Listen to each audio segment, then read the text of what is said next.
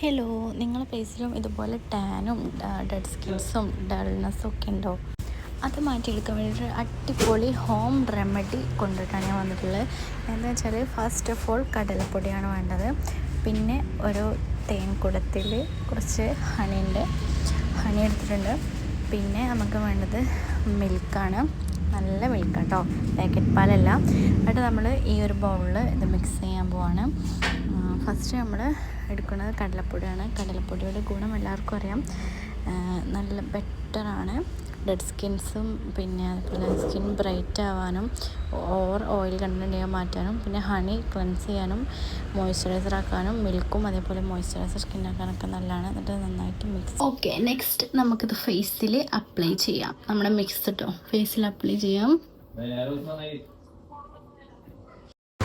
ഇത് ഫേസിലെല്ലാം ഭാഗത്തും നല്ല തിക്കിൽ തന്നെ തേച്ച് പിടിപ്പിച്ച് ഡ്രൈ ആക്കുക. 20 മിനിറ്റ്സ് ഒക്കെ വെച്ചാൽ ഡ്രൈ ആവും. ഓവറായിട്ട് ഡ്രൈ ആയി വെക്കരുത്. പിന്നെ വാഷ് ചെയ്തിട്ട് ഇടണം. ഓക്കെ, അപ്പം മുഖം നന്നായിട്ട് വാഷ് ചെയ്തിട്ടുണ്ട്. ഞാൻ ജസ്റ്റ് ഇങ്ങനെ സ്ക്രബ് ചെയ്തിട്ട് തന്നെയാണ് വാഷ് ചെയ്തത്. നമ്മൾ ഡെയിലി മുഖം സ്ക്രബ് ചെയ്യുന്ന അത്ര നല്ലതല്ല. സോഫ്റ്റ് ആയിട്ടുള്ള എന്തുണ്ടെങ്കിലൊക്കെയാണ് ഓക്കെ. പിന്നെ നമ്മൾ ഇതിപ്പോൾ മോയ്സ്ചറൈസർ എപ്പോഴും യൂസ് ചെയ്യുന്നത് നല്ലതാണ് ഡ്രൈ സ്കിന്നുകാർക്ക്. ഓയിലി സ്കിന്നുകാർക്ക് അതിൻ്റെ ആവശ്യമില്ല. നമ്മൾ മോയ്സ്ചറൈസർ വീണ്ടും അപ്ലൈ ചെയ്ത് കഴിഞ്ഞാൽ ഇപ്പോൾ പിമ്പിൾസും കാര്യങ്ങളൊക്കെ ഉണ്ടാവും. ഓൾക്ക് ഇങ്ങനെ സ്കിന്നിൽ അബ്സോർവ് ആയിട്ട് പോകുന്ന ടൈപ്പൊക്കെ. നമുക്ക് കുറച്ച് ഈ ഡ്രൈ സ്കിന്നിന് കുറച്ച് ഓയിലി ആയിട്ടുള്ള ടൈപ്പ് മോയ്സ്ചറൈസറൊക്കെയാണ് യൂസ് ചെയ്യേണ്ടത്.